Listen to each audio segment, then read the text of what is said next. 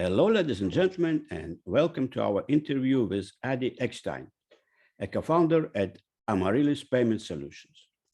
During his career, he scaled many e-commerce businesses, and he is also a prolific blogger and Forbes contributor, where he writes about his ideas in the payment field. Adi, thank you for coming to our interview today. Hello, Boris. Thank you for having me. Happy to be here. Absolutely, absolutely. In today's interview, we will do a deep dive on the topic of merchant underwriting and risk management for payment facilitators. Adi, can you tell us a short story about your unique path in the industry and what brought you to where you are at this time? Yes, absolutely. So I started my way in the payment industry 20 years ago. It was my first job straight out of college, and I was very lucky to be part of a very small team that invented mobile face-to-face payments, which was the precursor to what you know today as Apple Pay. And back then, the phones were very basic. There were flip phones and Nokia phones, no smartphones, no app stores, no internet on phones. And we found a way with a patent to put a payment app on the phone. And we commercialized that with Orange Telecom. And we were the first in the world to have people actually walking into stores, restaurants, and paying with their phone, getting a receipt, and walking out with the goods. Yeah, wow. So why I don't know your last name the same way as we know Elon Musk and other guys? Because first in payment, mobile payment should be kind of big deal. Yes, that was before Twitter and Facebook, so different times. All right, okay. So can you tell us what is a payment facilitation and why it is such a hot trend right now? Yes, of course. So a payment facilitator, also a PayFac in short, is a company that provides mini payment processing services, so to speak. They get a permission from a real payment processor to accept payments on behalf of all of their merchants. And in the process, they get to decide and underwrite who they're going to do business with. They can sign up their merchants very quickly and also monetize the payments, charge a fee for each transaction running through their system. So just a couple of examples. Everybody knows companies like MindBody and Shopify. MindBody is a software company that manages fitness, wellness, and beauty services, probably over 50,000 merchants. And Shopify is an e-commerce platform that powers online stores for millions of businesses worldwide. And the interesting thing about both of these examples, both of these companies, is that after they started facilitating the payments of their customers, their merchants, a large portions of the revenues come from the payment monetization part and not from their software subscription fee. So if we're talking about the benefits and why this is becoming so popular, I can name the three top benefits. The first is creating a new revenue stream, right? As a payment facilitator, you get to tap into and charge a margin, a fee on all payments of all the merchants that run through your platform. So that's one. Number two is speed up merchant onboarding. Today, if you enable payments for your merchants, their websites or their stores, you either have to send them to a third party like Stripe or others to apply for what's called a merchant account, or you collect all that information yourself and then you hand it over to a payment processor and wait for an answer and maybe additional information and so forth. In the process, you have to collect a lot of sensitive personal information like social security numbers, bank account details, a lot of information that you may not necessarily want to keep in your system, or you have to keep it in a very secure way. But when you become a payment facilitator, you get to make that decision very quickly. So you can underwrite and onboard your merchants in an automated fashion in a much better way than how traditional payment processors are doing it, and give them a much better experience, and the whole payment experience become better. And then lastly is the business valuation. Once you tap into the volume of your merchants, your business valuation goes up. In some scenarios, you can book it as top line revenue on your books. And that's very significant for startup companies that want to make an exit in an IPO and so forth. Yeah, so these are the main reasons why payment facilitation is very trendy right now, especially for software companies. Mm-hmm. Interesting. For example, we as a global risk community, we kind of network community, but we also have some online products like courses, subscription, events, but we mostly use PayPal, Stripe. So probably this solution are not only for high payment volume generators, right? Not for small guys like us at this time. Yeah, that's bring up another good question. What's a good fit to become a payment facilitator? And there are three main payment monetization models in the industry. The first one is not even a payment facilitation model, it's a payment referral model. You refer merchants to a payment processor and you get a referral fee. That's the easiest, but you don't get most of the benefits, of course.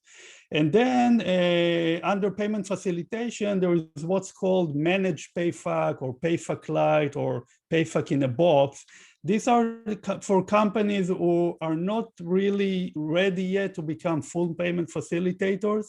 Their volume, the payment volume is too small for that. But they can partner with a third party that gives them the entire umbrella of payment facilitation and the modern technology. Of course, they collect a smaller fee, but they get most of the benefit and they're not taking any risk, which is important for them. And then lastly, for big companies, definitely companies over 200 that are doing over $200 million a year in payment processing, these are companies that are fully ready to become payment facilitators and then exploit all of the benefits of that model. Mm. So how companies can become a payment facilitator? Is there a kind of good path to this requirement? Yes.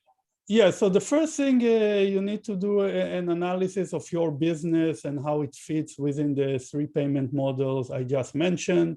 What is your payment volume? Typically companies that are doing less than $50 million annually in payment processing, they will find it hard to justify becoming a payment facilitator, but there are exceptions to the rule. For example, well-funded startups that are on the trajectory to become bigger companies can definitely start early and start getting a competitive advantage in the market. The other things you may want to do is consult with an attorney that specializes in these fields. Because there are many gray areas, you need to comply with various rules, some of them of the card brands, Visa, MasterCard, Amex, and Discover. Some of them federal rules, some of them are state rules, some of them are just guidelines. So you really want someone who knows the ecosystem to guide you in the right way. You may also want to consult with an accountant.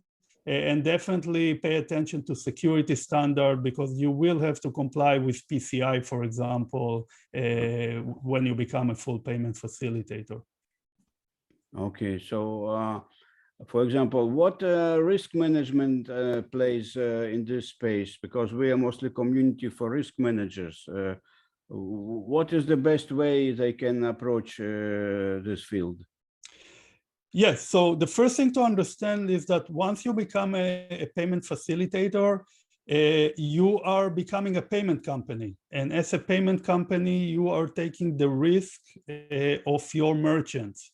So in a good scenarios, the merchants are processing payments, selling good services, good products, very little refunds and chargebacks and everything going well.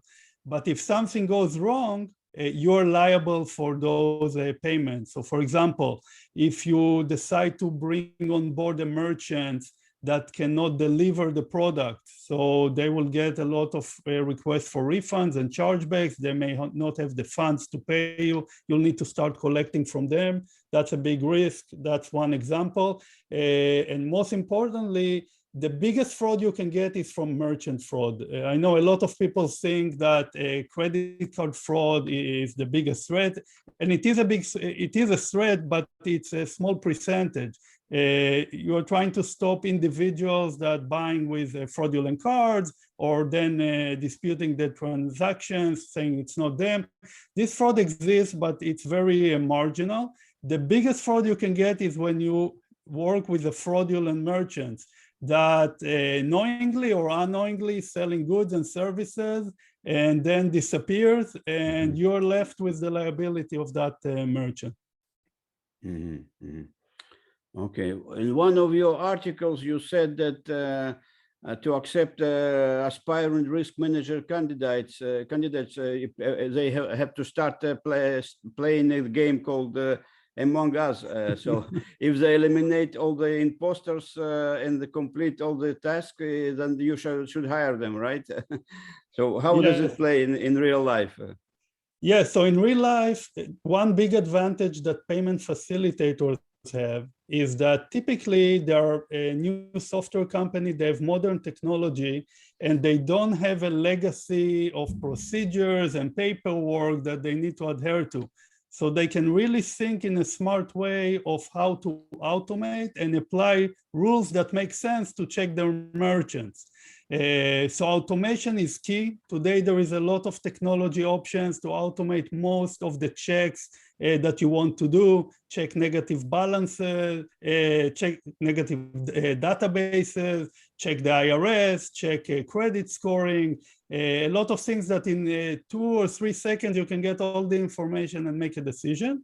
And then also, and that's where a good risk manager can play an important role, apply common sense. Look at the merchants, what are they doing? Check their website. Does it make sense what they're selling? Does the price make sense? Does everybody, what is the track record of this business owner? What did they do in the past? You can apply a common sense in a way that no computer can do and make a very good decision just at looking at the data as is. And trying to see if that owner or that business, does it make sense, and could there be a possibility of fraud here? And just remember, typically the best frauds looks the best. They don't look like frauds, so that's where you need to be smart about it. Yeah. So what exactly do payment facilitators need to know in order to reduce merchant risk? Do you have maybe some examples of high-profile cases involved in this type of risk? Yes. So the more the payment facilitator deals with a vertical industry, the better chance they have. For example, if they're only selling software to fitness centers, then they have a good chance of knowing the fitness industry. You can go to conferences, you can attend events, you can interview people to know the industry. So when somebody new comes in, first of all, you can look at them and you can ask everybody else, do you know these people? Does it make sense to you? So the more you are focused on an industry, the better chance you have to identify fraudulent merchants. Good example, if you're asking something that I wrote in an article for Forbes, is the Fire Festival, a very high profile event. You can watch the documentary on Netflix. I saw it. Essentially, it's people who didn't have experience organizing music festivals, organized their first music festivals. What they did do right, they knew how to do all the publicity and how to sell the tickets. So that they did very well, but they didn't know how to produce well. There maybe even be a case of intentional fraud there, but essentially people were left out without attending the festival or attending and having to leave. And of course, those people went home, called their credit card issuers and issued chargebacks. And worse than that, even filed lawsuits. So yeah, you have to be careful. Okay, so I would like to ask you a personal opinion. What is the commonly held belief or misconception in this merchant payment field that you strongly disagree with? I think one thing I would disagree is going back 20 or 30 years and looking at how we did merchant underwriting back then and looking at what we're doing now. And some of the things that big payment companies are still doing things from 30 years ago that may not necessarily make sense. So first of all, it doesn't help them score or see if the merchant is good or not. Second, it gives the merchant a very bad onboarding experience. They need to provide all kind of paperwork that is not beneficial and that they don't want to provide with a lot of sensitive information. And that's the real opportunity for the new payment facilitators, because they can come in and say, those things don't make sense. All we need to ask for is A, B, C, and D. These are things the merchant is happily going to give us. They're going to fill up a very short form, 1 page, will take them maybe 1 minute, and it's a great experience for everybody. And then the other things I can suggest for anyone listening is that in the old days, it was a one process. We collected all the information up front. It could be dozens of paperwork, and then we underwrite it and make a decision. But today there is no reason to do that. Sometimes you underwrite a merchant and spend a month, and then they don't even start working with you. So there is a shift to what I call progressive underwriting, where you can ask very minimal information up front, and then as the merchant proceeds, processing their first transaction, getting into $500 in transaction, then you can ask for more information where it makes sense. I'll give one example. You ask for the merchant for their bank account information. A lot of merchants don't want to give it up front. They look at it as a sensitive information. Also remember, the person filling up the application from the merchant may not know that information. They may be in a role where they can just apply and only the business owner can approve or know the business account. So perhaps you don't have to ask for the bank account information up front and wait 3 months until you get it. Wait until you owe the merchant money, then they'll happily give you the bank account so you can wire them the funds. So these are some of the new things you can do that makes a lot more sense, reduce your overhead and make yours and the merchant experience much better. Mm-hmm. For example, if I'm somebody, I'm just imagining if I become this evaluating risk manager that evaluating a merchant, what is the best way I can screw up this job? The best way is just to accept the data they provide as is, whether it's the bank account information or social security number or name, and then only do automated checks, because that data may check out correctly. It may be a good social security number, the name matches, the person have an account, without looking at the business as a whole. Those checks are much more difficult to make. You need to maybe go to their website, maybe purchase something on the website, see what happens, see if you get the goods.